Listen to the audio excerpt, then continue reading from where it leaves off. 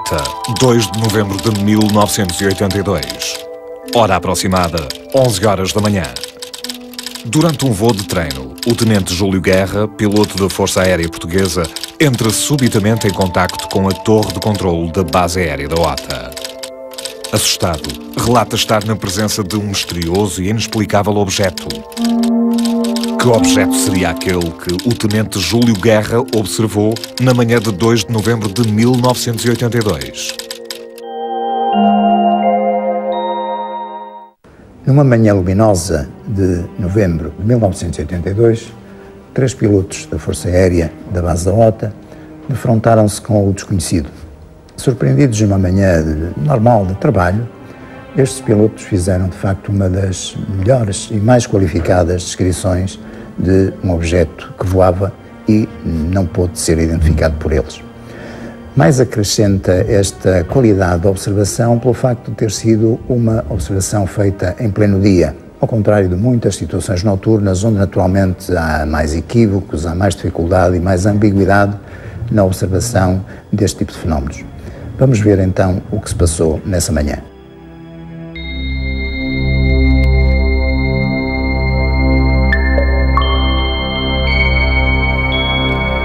Naquela manhã, o tenente Júlio Guerra, um experiente piloto da Força Aérea Portuguesa, colocado na base aérea da OTA, preparou-se, como habitualmente, para efetuar mais um voo aos comandos de um avião Chipmunk, um pequeno monomotor de 2 lugares, utilizado em voos de treino ou reconhecimento.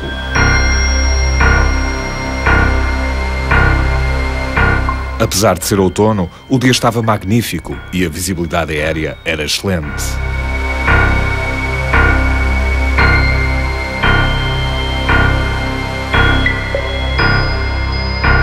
E depois dos últimos preparativos, o Chipmunk do tenente Guerra levantou o voo da pista da OTA.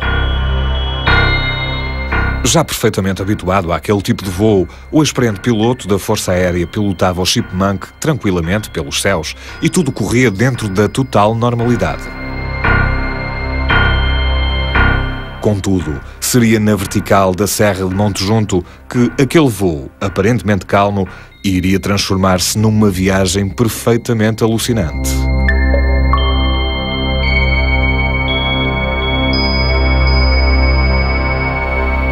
Ao sobrevoar aquela zona, o piloto avistou um objeto bastante brilhante, a que inicialmente associou a uma outra aeronave e que estaria a voar muito próximo do solo.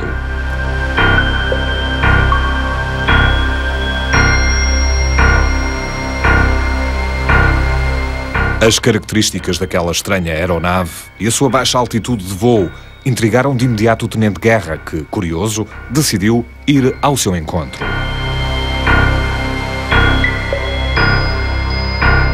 Mas pouco tempo depois, algo completamente inesperado aconteceu. Como que pressentindo a perseguição do piloto, aquela suposta aeronave elevou-se bruscamente no ar, a grande velocidade, e colocou-se em poucos segundos à altitude do Chipmunk do tenente Guerra. Perplexo, o piloto apercebeu-se então que não estava perante uma aeronave, mas sim de algo de absolutamente incrível e inexplicável. A uma curta distância do seu avião, pairava um misterioso objeto voador com cerca de 2 metros de diâmetro, semelhante a uma bolha de mercúrio, sem asas, cauda ou qualquer sistema de propulsão visível. Era constituído por 2 hemisférios, divididos no sentido equatorial por uma espécie de saliência, sendo que o seu hemisfério inferior tinha uma cor avermelhada, metálica e brilhante.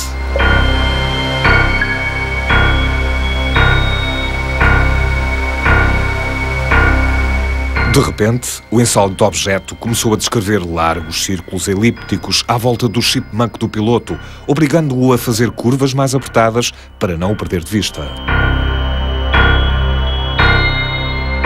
O tenente Guerra apercebeu-se então de que, enquanto o seu Chipmunk à velocidade de 170 km/h levava cerca de meio minuto a efetuar um círculo apertado, o engenho desconhecido levava sensivelmente meio minuto a descrever uma volta com o diâmetro aproximado de 7 km e um perímetro na ordem dos 21 km.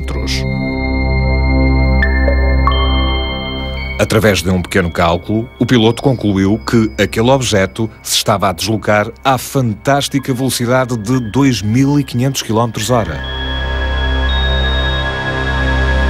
Completamente abismado, o Tenente Guerra, através do rádio do seu avião, relatou para a torre da base aérea da OTA e para outros camaradas que se encontravam em voo que estava em contacto visual com um estranho objeto voador cuja origem não conseguia perceber.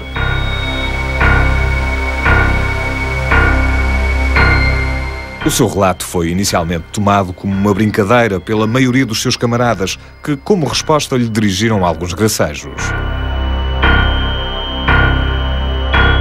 Mas a insistência do piloto Guerra despertou a curiosidade de dois outros pilotos, os alferes Carlos Garcês e António Gomes, que se encontravam em voo ali perto, aos comandos de uma outra aeronave, e que decidiram ir ao encontro do avião do tenente. Ainda ao longe, os dois pilotos viram então o avião do Tenente Guerra, que continuava a descrever curvas apertadas, e um pouco abaixo do avião, um pequeno ponto brilhante que, àquela distância, era quase imperceptível.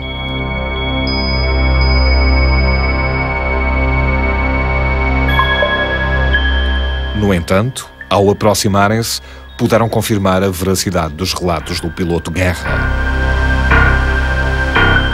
Na realidade, o que ao longe parecia ser um pequeno ponto brilhante, ao perto era um misterioso objeto voador de cor metalizada, com a forma de uma bolha de mercúrio. O alfer Garcês entrou imediatamente em contacto com a base, confirmando os relatos do piloto Guerra e descrevendo novamente aquele singular objeto voador.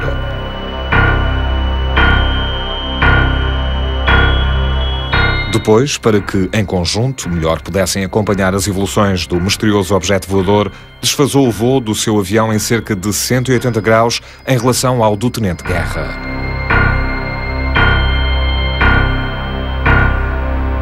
Contudo, e fazendo mais um movimento inesperado, o objeto voador mudou de direção e passou rapidamente por entre os dois aviões. E nesse momento, os pilotos puderam confirmar a sua estranha natureza e as suas reais dimensões.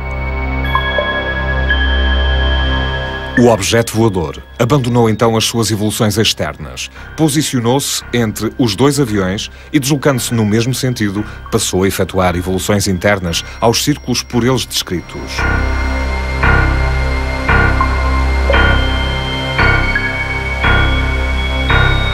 De repente, ao ver o objeto voador a fazer uma súbita trajetória ascendente, o Tenente Guerra decidiu fazer uma manobra arriscada. Ia tentar interceptá-lo. Percebendo o perigo daquela manobra, os dois alferes apelaram ao piloto para que abandonasse aquele perigoso plano.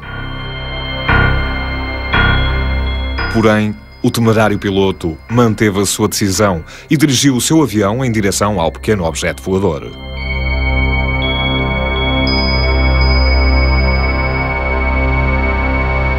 Este não alterou nem por 1 milímetro a sua trajetória.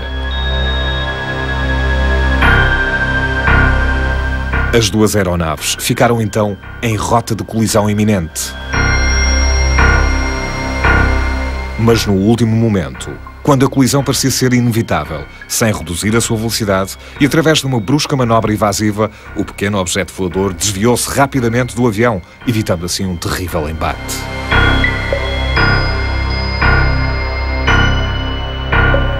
Em choque, os três pilotos ainda conseguiram ver o objeto a afastar-se em direção à Serra de Sintra, acabando depois por desaparecer.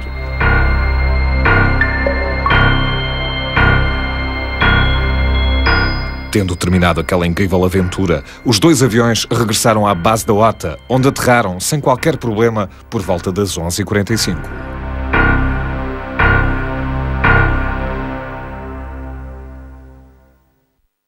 E embora já se tenham passado mais de 2 décadas, ainda hoje, o audaz piloto Guerra se lembra dessa incrível e inexplicável aventura.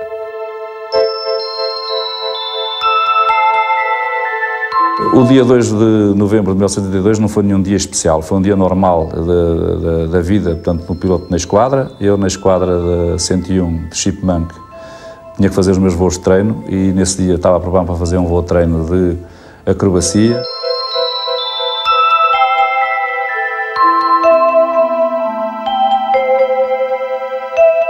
Eu estava na subida, já na zona oeste de Monte Junto, para subir para a volta de cerca de 6.000 pés, que era o máximo de altitude da zona de trabalho, e quando estou por 5.000, 5.500 pés, vejo que a primeira reação que eu tive, que era um avião que estava a passar nessa zona, portanto, junto ao chão.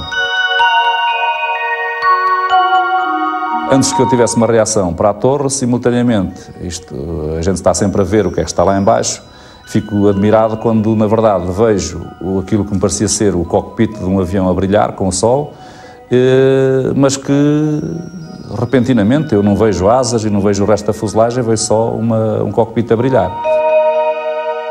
Voltei imediatamente o avião para cima desse suposto avião, que, na verdade, cheguei à conclusão que não era avião. Quando acabo de fazer a volta 180 graus para sul, que era o trajeto desse suposto avião, que não seria avião, esse objeto fica à minha altitude. Para os meios aéreos que eu conhecia, isto era impossível. Os aviões não conseguem fazê-la, não têm subida vertical. E essa bola que estava junto ao chão aparece-me em frente do nariz do meu avião. E logicamente que depois de eu ver que apenas via aquela bolha metálica, não via asas, não via a estrutura do avião, eu vi logo que não estava com o avião à vista. E começa a descrever elipses no sentido da direita para a esquerda, portanto no sentido retrógrado aos ponteiros do relógio. E para acompanhar o objeto tive que fazer voltas muito apertadas. E logo que começo a ver o objeto, a descrever aquelas elipses, que vejo que há qualquer coisa que controla o objeto ou que ele tem um movimento mais ou menos controlado, eu liguei na frequência para a Torre da OTA e informei a Torre da OTA que estava com um objeto, eu disse um objeto esquisito à minha frente. E daí um pouco é que colegas meus que também estavam a voar na zona começaram a fazer as suas exclamações, que é normais na vida militar. Eu, logicamente, perante o que estava ali a ver, não podia aceitar os comentários que estavam a ser feitos, só disse aos meus colegas que, meus senhores, acham que eu estou maluco, ou se é uma bola, eu venham cá ver que eu estou aqui com este objeto. E aí é que surgiu o meu colega, o Garcês, e o Gomes, que estavam num voo de treino noutra zona, mais próximo de mim. Resolvemos ir ver o que se passava. Como sabíamos a posição geográfica de cada um de nós, não é? Fomos ter à área onde ele estava e foi aí que nos deparámos com o que estava de facto a acontecer. Não é? Nós entramos na volta, juntámos-nos à volta do avião, à volta que ele estava a fazer. Num momento em que houve uma das passagens que o objeto fez, em que eu fiquei dentro da trajetória do objeto, o objeto fica chapado, como projetado no meu avião. E aí deu-nos a noção de que realmente estava ali e que teria uns 2,5 metros, 3 de diâmetro, não teria mais, isto julgando pela envergadura que nós conhecemos do avião, a distância que estávamos uns dos outros, fazendo uma ligeira comparação. Então eu pensei aproximar-me o mais possível do objeto. Tentei ir fazer a interseção, mas quando entro a fazer essa manobra de interseção, fiquei espantadíssimo. O Júlio Guerra tentou interceptá-lo, atirou o avião para cima dele. Ele fez uma travagem aerodinâmica por ele. Ele não bateu no meu avião porque ele é que fez essa manobra. Porque eu fiquei completamente como anestesiado, parado, não tive reação capaz à velocidade que o objeto vinha para cima de mim. Depois de ganhar outra vez inércia e de voltar a controlar-se a ele próprio, ou de ficar estável no ar, ele desapareceu, portanto, voando para sudoeste, para a zona de Sintra.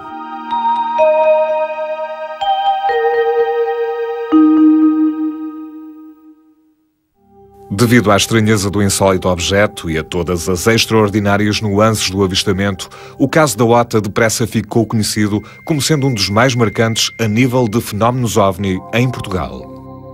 Sendo assim, muitos foram aqueles que o quiseram investigar de uma forma mais aprofundada, como foi o caso do STEC, Centro Transdisciplinar dos Estudos da Consciência. Bom, o caso da OTA é, porventura, um dos casos mais importantes dos não identificados portugueses. A nossa organização foi contactada para investigar no terreno realmente o que se tinha passado relativamente à observação desses 3 pilotos. Vamos fazer o melhor que pudermos. Normalmente fazemos o que é lógico fazer-se, que é falar com as pessoas, deixá-las falar. Fomos à OTA para entrevistar os pilotos. Depois preenchem os tais inquéritos. Eles já tinham preenchido o inquérito preliminar, que era um inquérito mais simples, depois preencheram um inquérito mais específico. As aeronaves envolvidas, os chipmunks, foram revistos, mal aterraram. Eles aterraram muito pouco tempo depois desta situação. Eles foram imediatamente revistos, não houve nenhuma anomalia, não se detectou nada. O certo é que tanto a forma do objeto como a sua performance durante o avistamento são bastante peculiares e, nos parâmetros da ciência atual, impossíveis de catalogar. Nós temos aqui um conjunto de fenómenos que não cabem na paramétrica, no quadro explicativo dos conhecimentos atuais, nomeadamente da física. As viragens súbitas, brutas, que realmente são reportadas, implicam acelerações que, realmente, a serem produzidas com materiais que nós conhecemos à superfície da Terra, não seriam suportadas por esses materiais. De facto, naquele dia nós vimos algo que, à luz dos nossos conhecimentos, que a gente sabe de física, de aerodinâmica, aquilo por simplesmente não pode voar. Não existe. Um avião a jato poderia perfeitamente ter aquela velocidade. No entanto, as acelerações que eles relatam ou que eles conseguem derivar através do movimento da aeronave são muito grandes e são provavelmente grandes demais para serem suportadas por um ser humano. As dúvidas adensam-se, as suposições também. Mas o que quer que fosse aquele objeto, o certo é que este realmente passou pelos céus da Serra de Monte Junto e foi avistado por 3 pilotos da Força Aérea, profissionais, com inquestionável credibilidade, merecedores de toda a confiança. Acho que o ponto mais interessante deste caso da OTA é o facto de ele ter sido relatado por 3 pilotos da Força Aérea com muita experiência na avaliação de velocidades, na avaliação de performance. E um tipo de profissional que realmente oferece o máximo de credibilidade é o piloto de linhas aéreas, seja ele de civil, seja ele militar. As observações feitas por pilotos, quer da Força Aérea, quer da aviação civil, à partida têm um índice de credibilidade bastante grande, porque são pessoas que têm que estar fisicamente e psicologicamente bem, equilibradas, são pessoas que conhecem o meio onde passam a vida, portanto, conhecem o céu, quer de diurno, quer de noturno, estão habituadas a saber a configuração das várias aeronaves possíveis e imaginárias. Portanto, são pessoas que estão treinadas, que sabem, estão no seu meio. Contudo, até hoje ainda ninguém conseguiu encontrar uma hipótese lógica que realmente consiga decifrar o enigma. O que seria, afinal, aquele insólito objeto? Podemos especular, podia ser uma aeronave que estava em testes, uma aeronave que estava em testes ao abrigo, por exemplo, de algum programa militar da NATO ou uma coisa desse género, e naquela altura ou sofreu alguma avaria ou sofreu algum erro de navegação, ou enfim, mas isto são tudo especulações. Sim, existem aeronaves, fundamentalmente americanas, mas ainda são aeronaves que, pelo menos no domínio público, são consideradas experimentais, que têm a capacidade para descolar numa pista, perfeitamente autónomas, fazer uma missão, ou seja, percorrer vários pontos, chamados waypoints, tirar fotografias, fazer medições, em alguns casos até, no caso de aeronaves de ataque, inclusive atacar um alvo. O que era um artefacto. Isso era. Que alguém construiu aquilo. Não há dúvida, que não nasceu, não é natural. Aquilo é artificial. E que mostrou, entre comas, inteligência, mostrou na altura em que ele se desviou de uma colisão que estava iminente.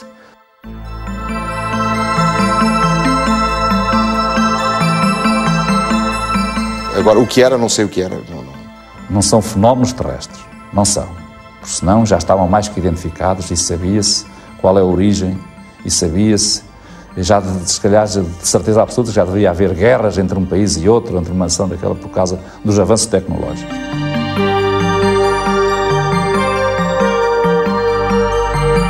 Por ainda não existir nenhuma conclusão sólida e explicativa que permita finalmente uma correta classificação daquele extraordinário objeto, o caso da OTA continua até hoje a ser investigado. Este caso não está encerrado, o caso da OTA não encerrou, está apenas em stand-by. É um objeto voador não identificado. Eu não consigo identificar aquele objeto como que seja uma aeronave ou qualquer tipo, chamando aeronave a todo objeto ou máquina que se move no ar, que eu conhecesse, nem nunca tivesse visto. Nunca tinha visto uma coisa daquelas. Se eu tivesse alguma dúvida de que há coisas que realmente nós não sabemos explicar, talvez naquele dia as tenha apagado de vez. Mas é um caso não identificado. Este é realmente um não identificado. Da análise deste caso ficam sobretudo duas incógnitas. A primeira tem a ver com as motivações e naturalmente com a natureza daquele objeto voador naquele dia, naquele local. Depois interrogarmos sobre se seria viável a existência de uma tecnologia à época que pudesse exatamente reproduzir as performances e as capacidades descritas pelos pilotos. De qualquer modo, fica em registro a extraordinária capacidade perceptiva dos pilotos militares, fazendo com que este caso, de facto, fique integrado no lote dos casos mais significativos e mais interessantes do repertório internacional.